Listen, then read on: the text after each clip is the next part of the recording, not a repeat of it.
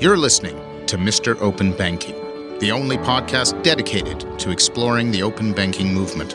Whether you're a financial expert, banking executive, or everyday consumer, open banking affects everyone and will change the way we interact with our money. I'm Eyal and Chris, your host. This episode is brought to you by Ozone API, unlocking the power of open finance all over the world.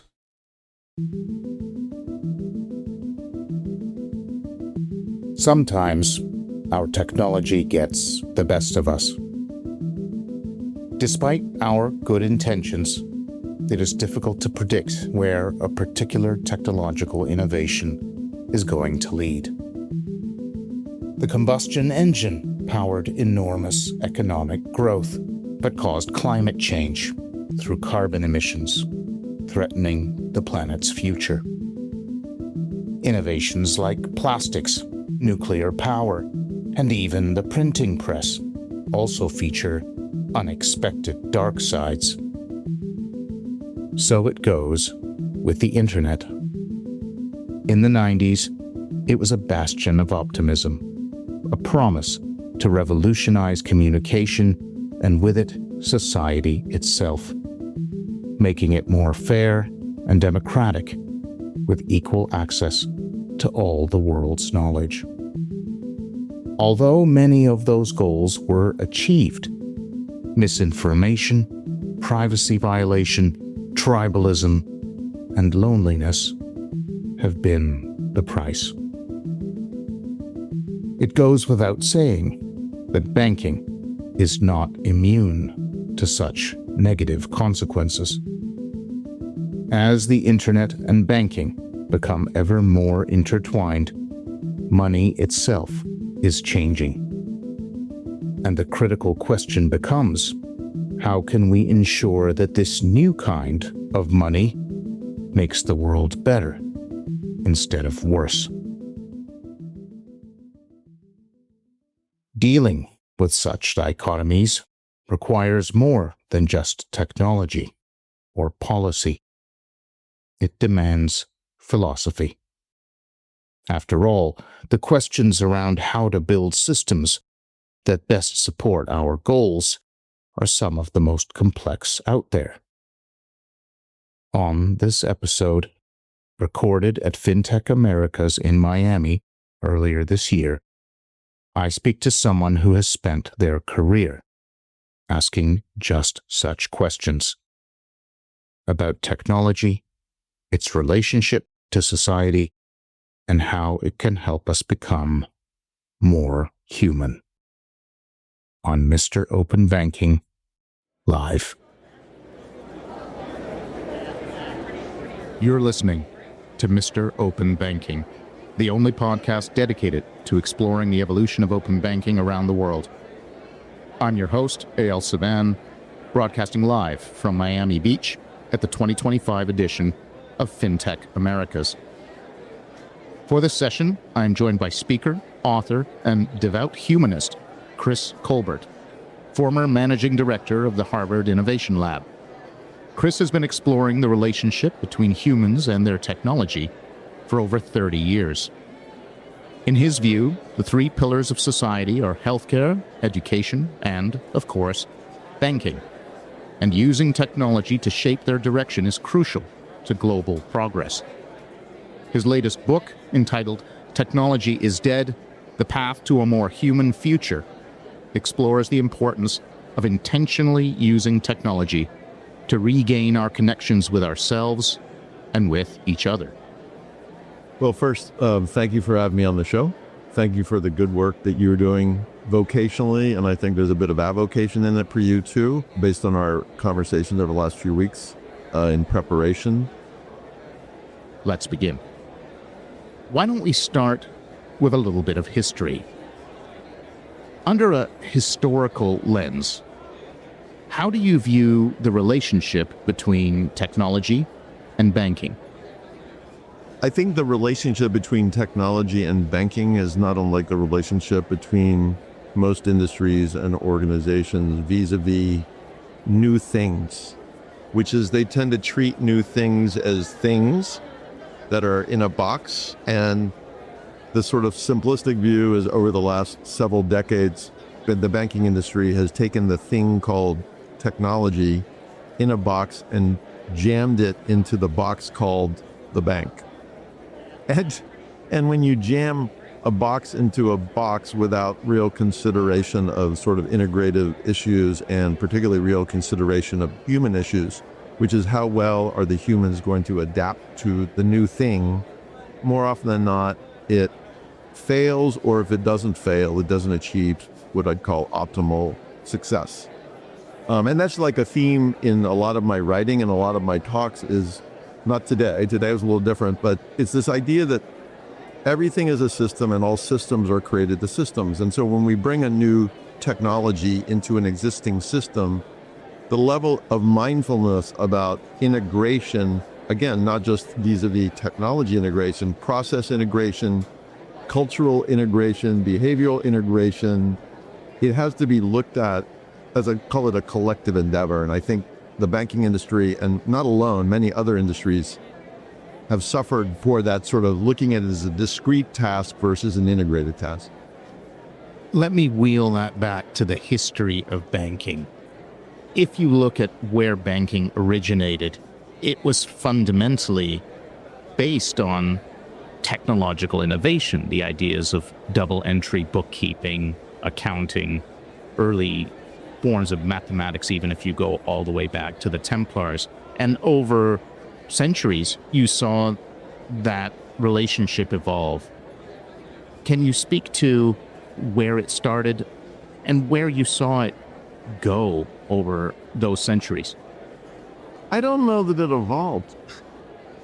I'm sorry. I am not steeped in the history of banking. I'm not a banker. I'm not a finance expert. I'm an observer. I did study history in undergrad, so I have that, I suppose. But I don't know that it really has evolved. And I also think you mentioned the three pillars. I don't know that healthcare has evolved, and I don't know that education has evolved. Now, they evolved functionally in terms of what they can do. Yeah, maybe, sort of, certainly in healthcare. But have they evolved in terms of how they perceive their role in society and how they embrace the connectivity between what they do, or the essential connectivity between what they do and what other systems, other institutions do? I don't think so. Not to digress, but I was talking to somebody earlier after my talk this morning about inclusion, financial inclusion, and not to be cruel, I think in most financial organizations, inclusion is sort of up there with sustainability. It's a thing, but it's not really a thing. It's not a real commitment. And the minute profits aren't what they're supposed to be, we're going to pull back from these sort of sideline endeavors. So I guess my general view of the pillar institutions or the pillar systems is that they are still one foot in the past. And I get that from a risk mitigation strategy standpoint, but I don't get that from you have a responsibility to the society you enable to pull that old foot out of that mud and put both feet firmly in the future. So that's sort of what I was fishing for in casting the historical lens. In your work, you've sometimes talked about the why of a bank. Banks, when they originated, and you can debate when that happened, where that happened, they had a why. I think it was Mesopotamia, Sure. The Knights Templar, the term bankers came from the banchieri in Venice. But there was a why there in all of those cases. In your work, what do you mean by that when you talk about the why of a bank? Well, I think it relates to the why of any human charged entity, which is the reason for being must be greater than making money. In terms of the entity serves people, the entity is made up of people, and people in their lives, some percentage of people, not all people, seek more than survival. They seek to realize their full potential, whatever that potential might be. And I view these pillar institutions as responsible for enabling the realization of the human potential, whether that's their employees or their customers. And I think the same is true in healthcare. I think healthcare's stance is profoundly remedial, profoundly reactive. The job of healthcare is, when you get sick, is to get you fixed so you can go back to the workforce. It's not to prevent you from getting sick. And I think that's an analog for the other two pillars. There has to be a more aspirational, more preventative, proactive why for the existence of these institutions versus a reactive, oh, you need money? I give you money. Oh, you have broken arm? I fix broken arm. Oh, you need diploma? You check all the boxes, I give you diploma. To me, all three of those are profoundly, call it two-dimensional whys. There's a third dimension, which is all we have is this life, and isn't our collective and individual opportunity to realize the most we can, and therefore aren't the three pillars responsible for, and I would argue they should be excited about it, their job is to enable the realization of our collective and individual potential.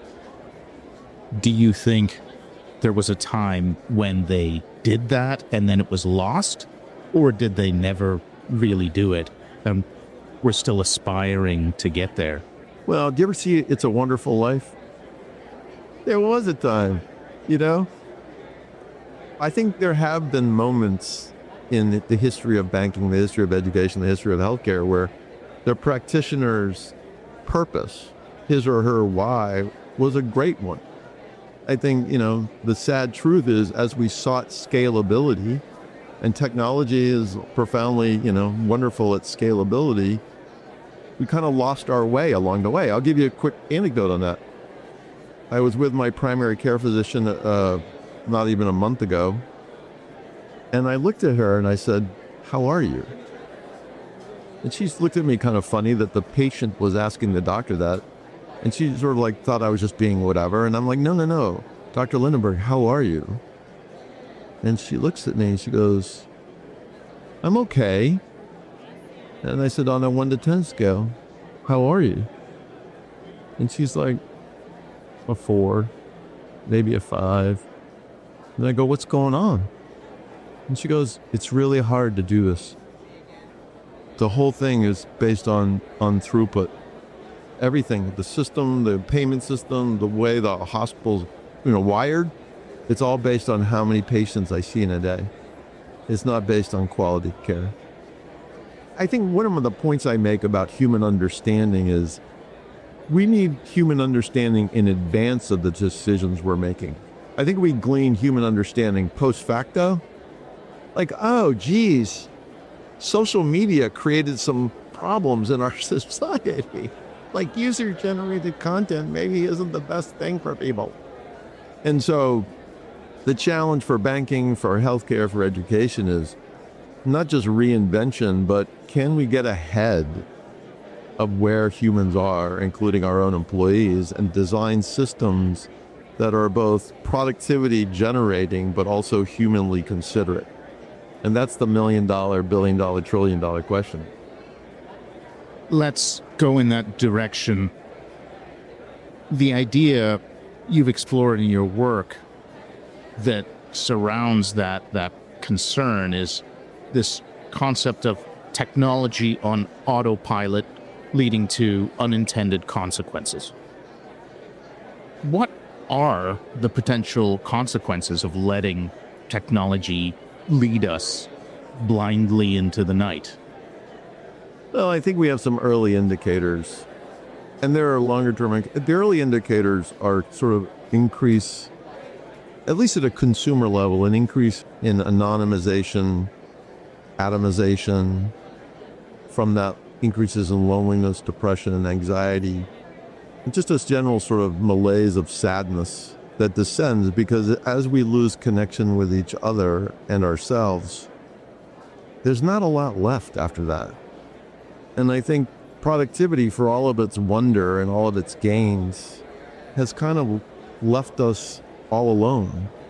And there's a piece written by, I don't know if you read this, by Mark Andreessen Horowitz, who It was a 5,000 word screed that he posted on LinkedIn about why technology is going to save the day and is saving the day. And it was a long list of all the amazing things that technology has accomplished. But at no point in this 5,000 word screed did he call out the unintended consequences. Did he call out the need for the technocrats to maybe apply a new filter to their thinking to ensure that whatever they create won't take advantage of human vulnerabilities, human frailties. You know, if you saw my talk this morning, I talked briefly about the 7 deadly sins. Like, we are all so easily seduced to lust and greed and envy and needless pride. And some percentage of technology is pretty brilliant at preying on that. You know, and then it's like, is this good? Is this healthy? So I think the unintended consequences near term are pretty vivid in most of our lives. I mean, the number of people that have read my book and picked it up because they were so scared, not scared, they were so worried about what's going on with their kids. Another quick story, talking to a guy, didn't know him, at a party, asked him about his family as a 9-year-old, 11-year-old girl, and I didn't tell him anything about my avocation, this work. I just talking to him. And he, of his own volition, brings up that he's very worried about his 2 little girls. And I said, what are you worried about? And he said that when they're home, they're not home. I go, what do you mean? Because they're not present. They're not connected to us, my wife and I, at all. And my younger daughter, I think, is starting to show signs of depression. And my older daughter, the 11-year-old, is showing terrible anxiety. And it's just getting worse and worse. And I said, what are you doing about that? And he says, and I quote, I can't do anything. And I said, what do you mean? Because, well, if I try to reduce their amount of screen time, if I take their phones away or whatever, they will hate me and they will hate my wife. And we're not willing to run that risk. And I said, so avoiding their momentary hatred is more important than their long-term mental health? Like, really? So I think one of the unintended consequences that is not so obvious is how we are all struggling to respond to the unintended consequences. And then the last thing, long-winded answer your question, I think long-term, the unintended consequences of artificial intelligence. I know you're a bigger reader than I am. We've both read a ton of stuff. The answer is nobody knows, but everybody fears. There was a slide that I pulled out of my presentation this morning, Eyal, that was a photo of Mark Zuckerberg's bunker that he's building in Hawaii. Are you seeing this thing? Theoretically, I mean, I keep looking to make sure it's legit, but theoretically, or maybe in truth, he's spending over $100 million building a bunker for post-AI apocalypse. Sam Altman is quite a vocal doomsday prepper as well. The fact that the folks building the technologies are building bunkers, afraid of the consequences of those technologies is disconcerting, to put it mildly. Well, and, you know, not to pile on there, but I think about back to social media and the Facebook early days, and you know, if you could literally rewind the clock, and even if you or I were in the room at Facebook when they were starting to get some traction, I don't know that we would have the capacity to change the course of history vis-a-vis social media. And so juxtapose that with AI, which is a force 1,000,000 times, I don't even know, exponentially greater in terms of what it could do to the world, both positive and negative. So how do we possibly imagine steering and stewarding that technology when we couldn't even do it with social media? Look, hard to get your head around that. What's fascinating is if you look at our intentions in the time of Andreessen, when he started Netscape, the heady, optimistic days, the 90s of early internet, the intentions were there. It was remove intermediaries, democratize media, rise individual voices, and in many respects, those aims were achieved. Allow everyone to have a voice. Check. Everyone can be a news agency of one without an editor telling them what can be broadcast. Check. Turn the world into a global village where we can talk to people on the other side of the globe instantaneously. Check. And I think there was a kind of a priori assumption that that would lead to good outcomes. What happened? I think it was, honestly, and obviously Mark Andreessen is far smarter than I am, but I think he's naive, to be blunt. I think democratization of anything presumes, call it a competency. You know, the user-generated content would benefit from a filter of integrity, of quality, of accuracy, that more is not more, fundamentally, and that there are a lot of people who may lack the critical thinking capacity to separate truth from falsehood, and therefore a flood of user-generated content might take them down roads that ultimately are hurtful to them and to other people. I think it was a very naive. He didn't think through what humans will do. He didn't think through the limitations of humans. He didn't think through how it would actually work. The theory of democratization is wonderful, but when you start poking at it, you're like, oh, this might actually not be so good. But I also, in his defense, and this is my worry about AI, which I just said, is I'm not sure we have the intellectual chops to imagine what might go wrong. I really don't think we do. You know, somebody asked me, I was interviewed recently around my book, and they asked me if there was the White House created an AI steering committee, would I want to be on it?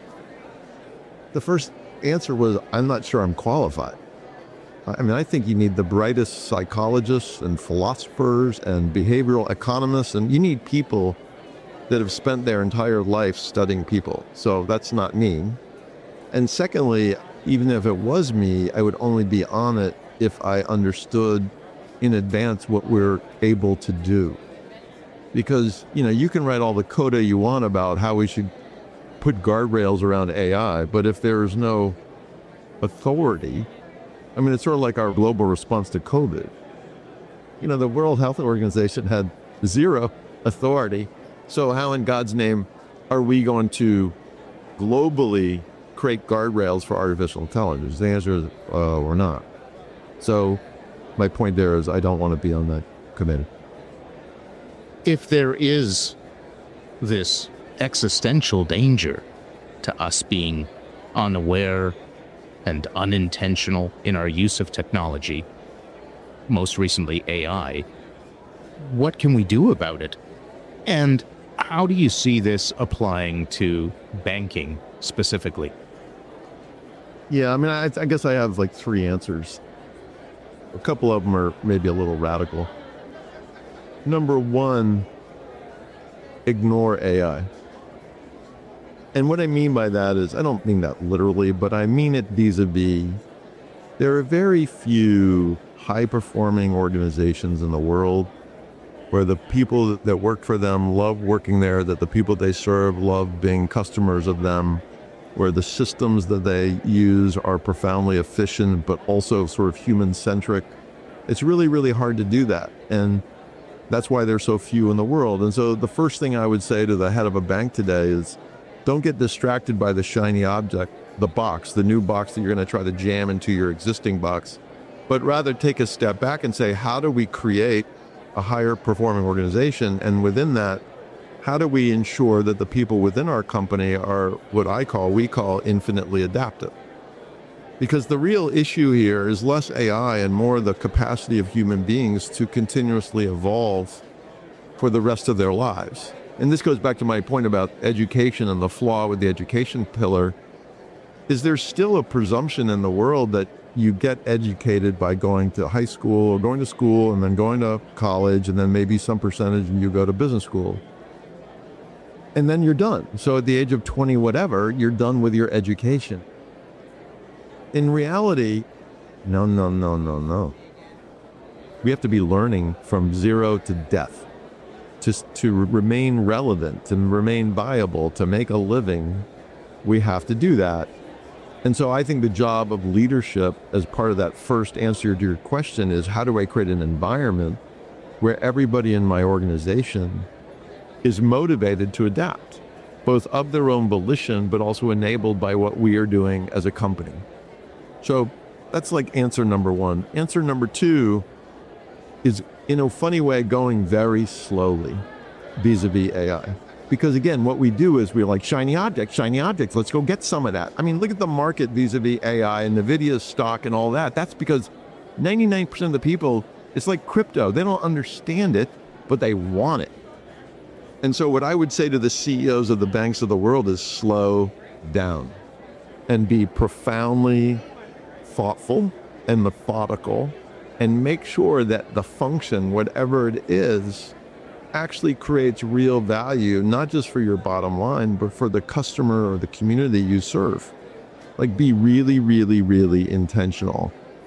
So your CEO standing before all your employees explaining this sort of AI-driven transformation effort, I would argue the majority of people in the audience are feeling fear.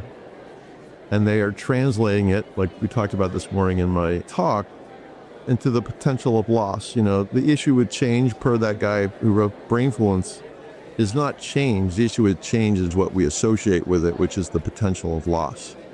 And so I think leaders have a responsibility to attempt to mitigate that feeling of fear and to attempt to explain the potential for gain. Now, obviously, will everybody in the room achieve or realize gain? Probably not. I mean, the inherent sort of truth of AI is the potential to replace human beings in some aspects of society.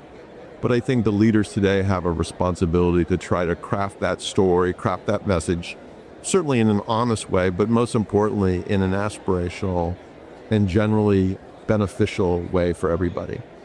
And then the third answer to your question is really not an offset to AI specifically or how to sort of navigate it. It's more about how do we mitigate the unintended consequences that all technology, or at least much technology, has produced in our society.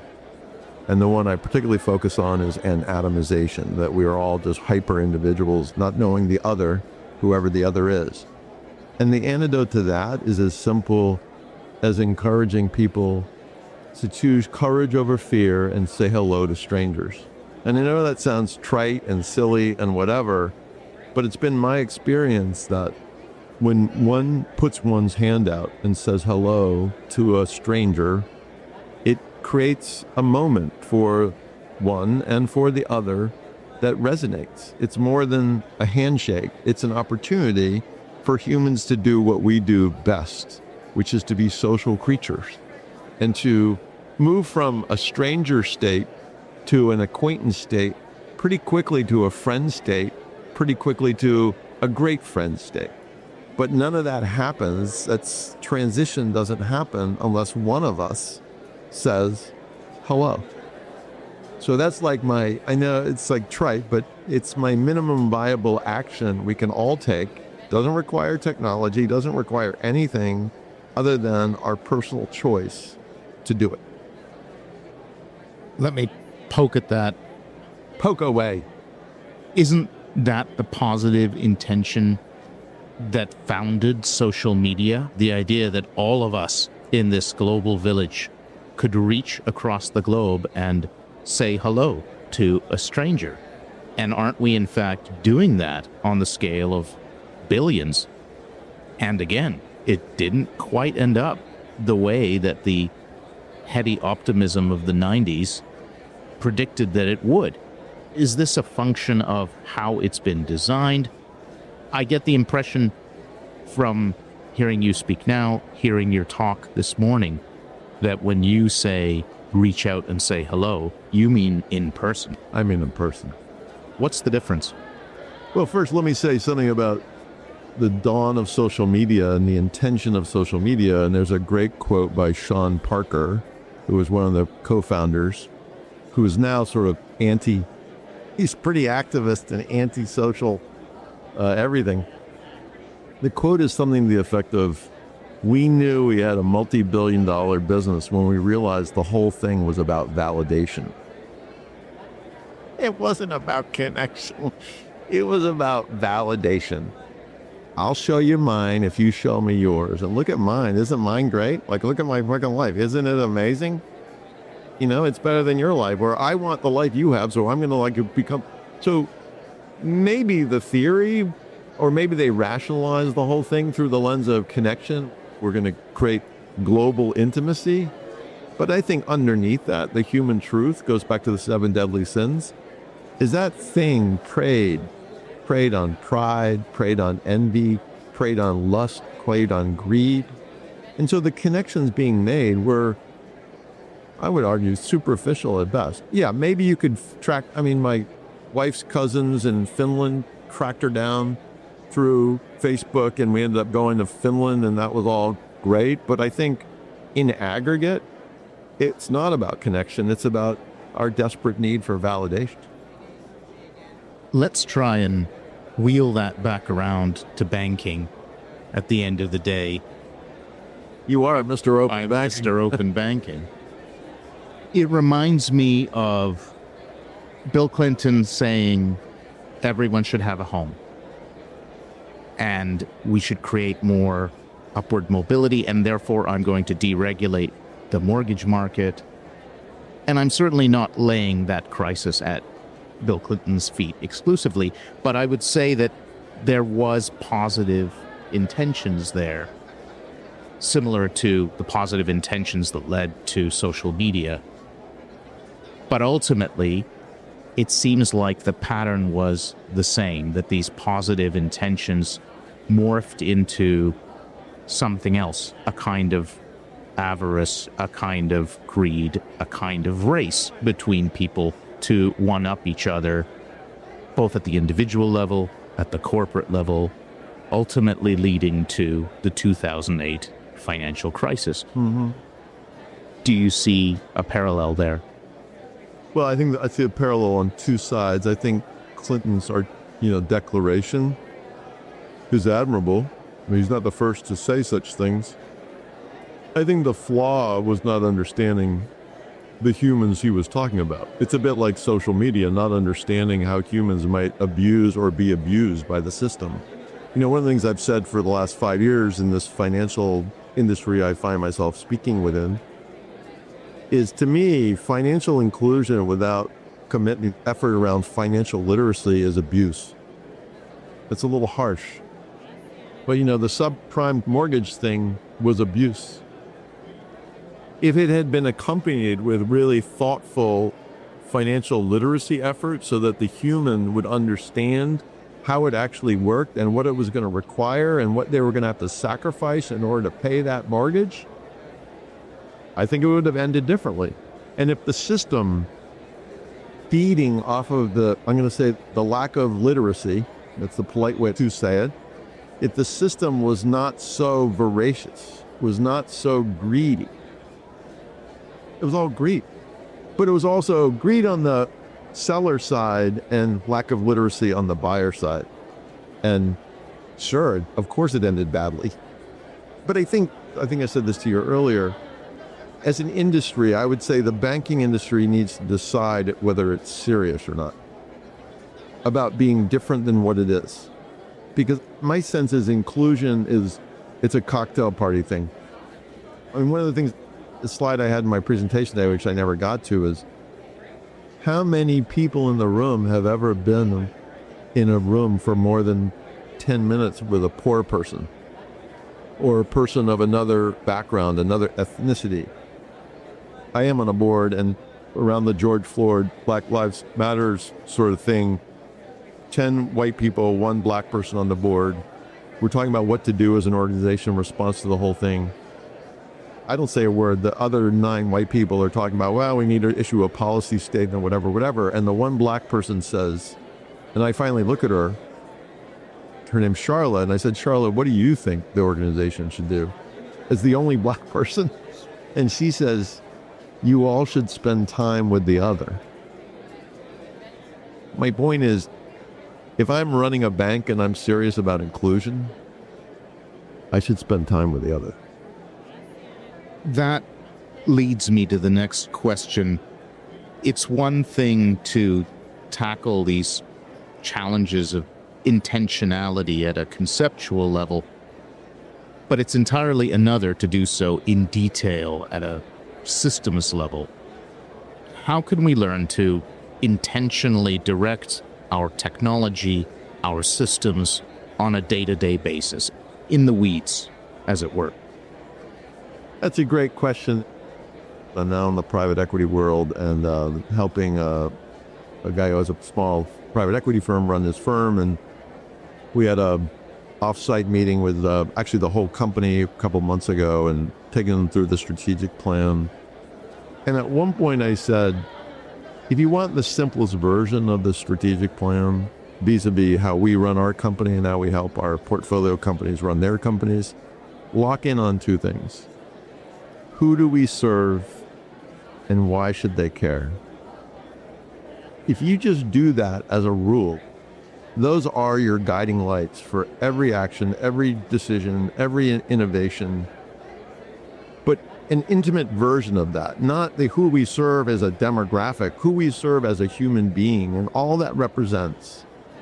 And then the why they should care question, not through the lens of, well, it's more convenient. It's through the lens of how does this actually impact their life in a really whole human positive way.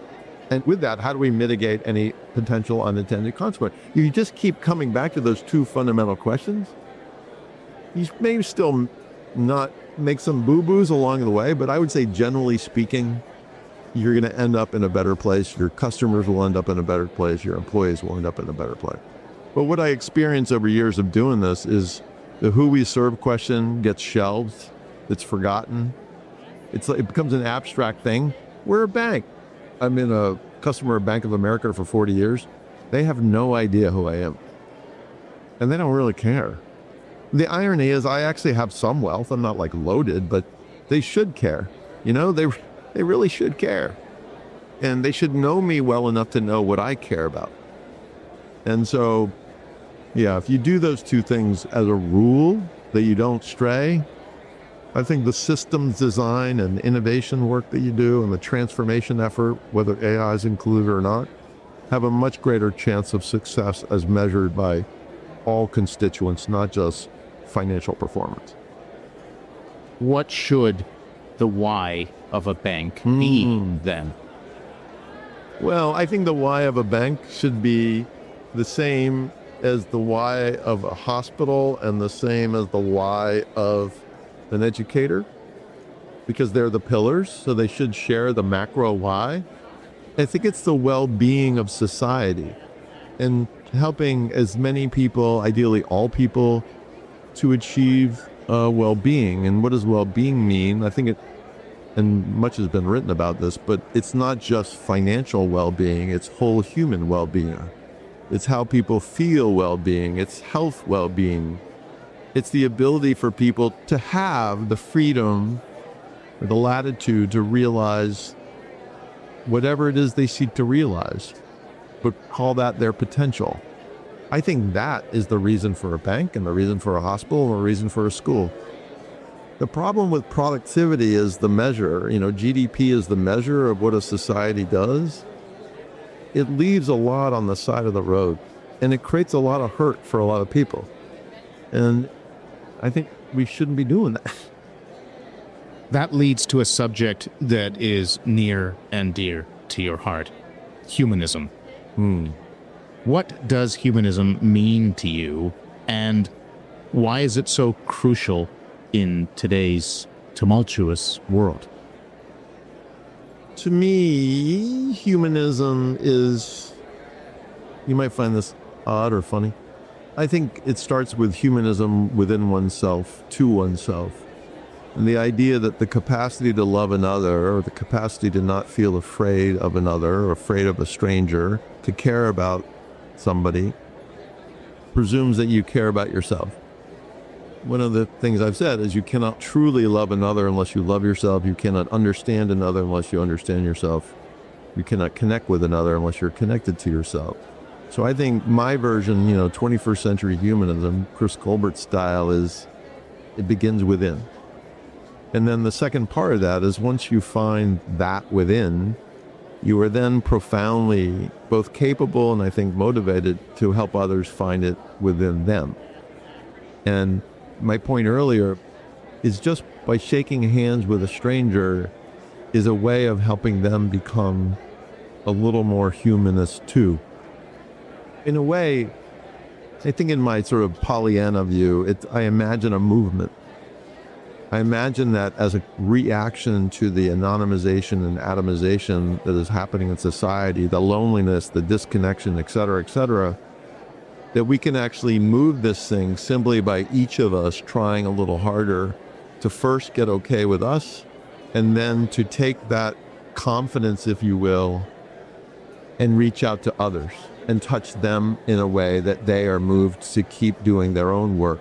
You said earlier that you were impressed, maybe it's not the right word, but about the way I speak and that I'm very present on stage. And that is true. And the reason why is because two things happening. One is I've done the work to be okay with who I am. I know I'm not perfect. I know I have flaws. My wife knows too. My kids know too.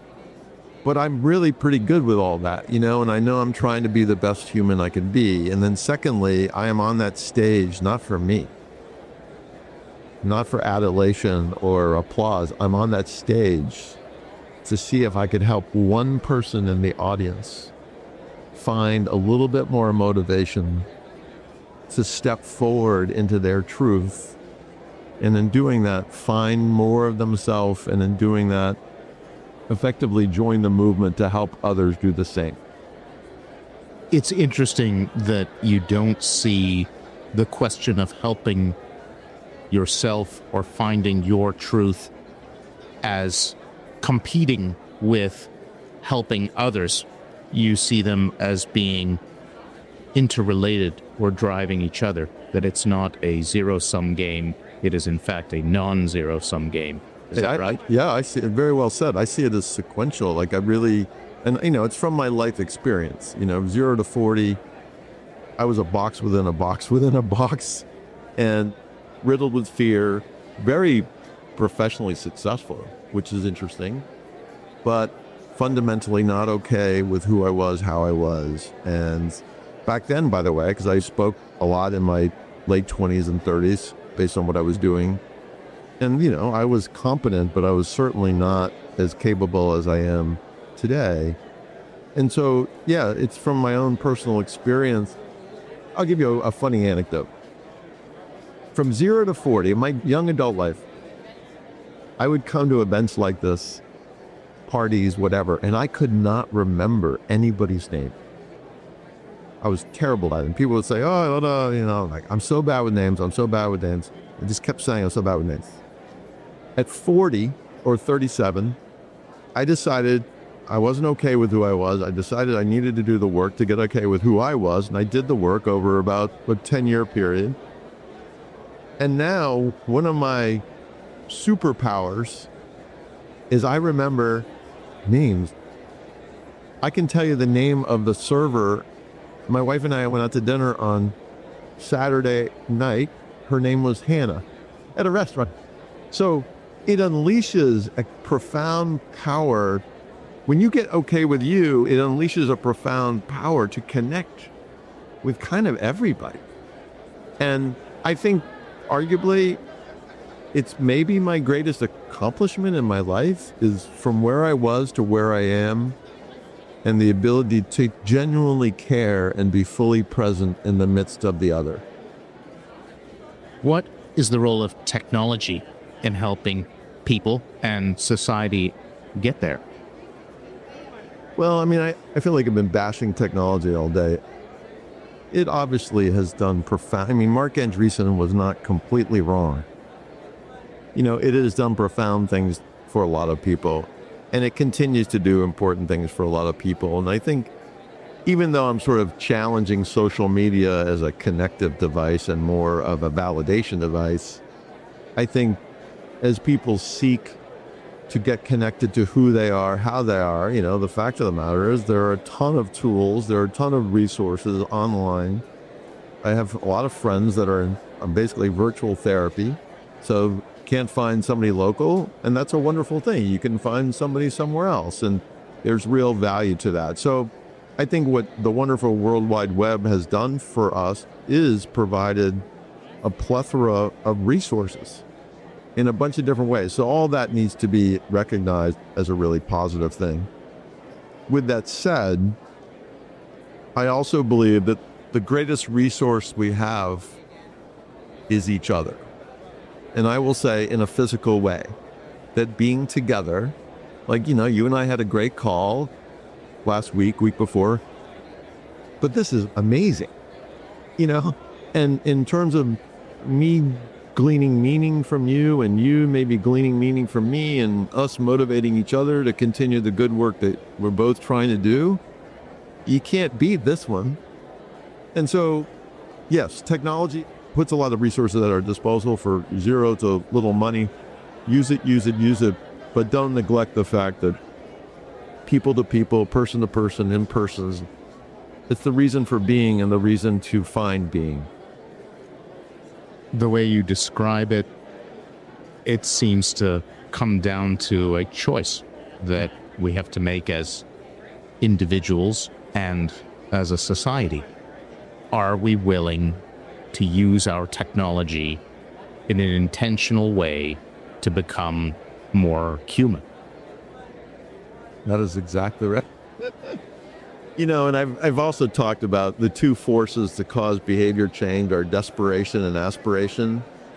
And the one that most people tend to default to is desperation. It's sort of like we're on a ship and we kind of sort of know the ship has a leak or two and it's still going along and we're sort of fine. And we're like, well, I don't really feel like changing my behavior. And then all of a sudden the ship is sinking and we are starting to personally suffer. That's when we tend to take on the difficult behavioral change tasks. Climate is a perfect example. It won't be until the water is lapping at our door that a large percentage of people stop doing terrible things. So my hope is, and I guess this in a way is the point of my work and my talks and my books and all that stuff, is I'm trying to get people to an aspirational place. That all we have is our life, and the purpose of a life, the meaning of a life, are the relationships within it, whether they're our kids, our significant others, our friends, people we meet. Like, that's all there is. At the end, on your deathbed, you will not be counting your shekels, you will be counting those relationships and the memories they carry for you. The next logical step is, well, how are we doing in cultivating and supporting intimate relationship development, not just within our world, but in the world around us? That, to me, is the obvious task. But that's an aspirational one. Can we get more people to join the movement around that? That's what I'm trying to do. Chris, thank you for a memorable and meaningful conversation. It's been a pleasure. It's been a pleasure meeting you, and I love your work, and I love the way you think, and I also love how well-read you are. It's just a gift to me to talk to somebody that just is so grounded in the truth of the past and the realization of the present and the potential of the future. You are a unique human being, and I am grateful to have met you. Thank you.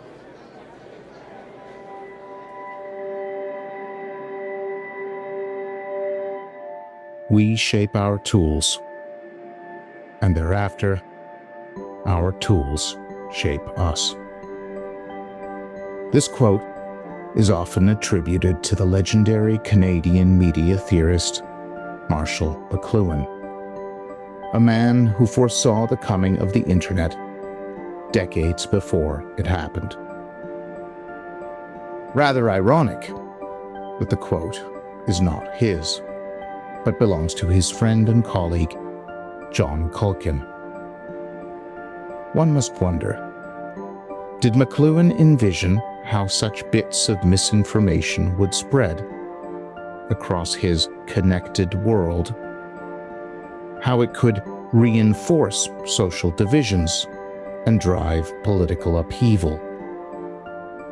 How it would connect us all and yet make us feel less human at the same time.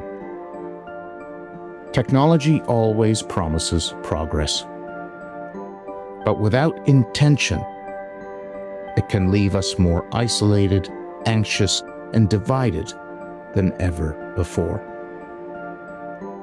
The lesson isn't to slow innovation, it's to steer it.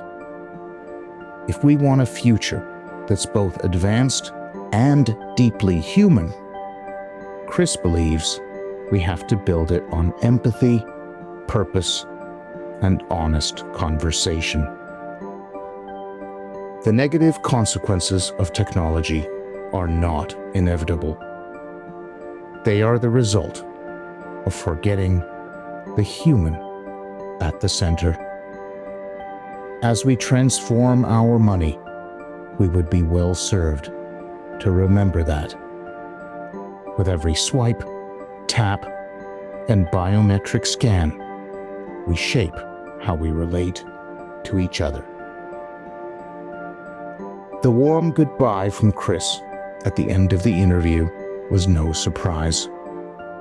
That is how he would treat anyone he met, even a stranger, reminding them that they are a unique human being, that he values having met them. It is this very value that we must learn to reflect in our technology, the value of being human.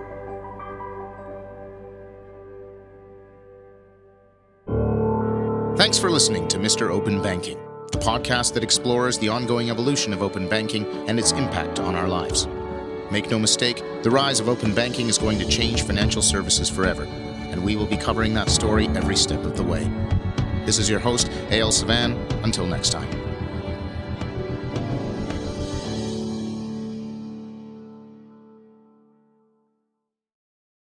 This episode of Mr. Open Banking was made possible by Ozone API, providers of the only API platform that supports every open banking standard in the world, unlocking the power of open finance. To learn more, visit ozoneapi.com.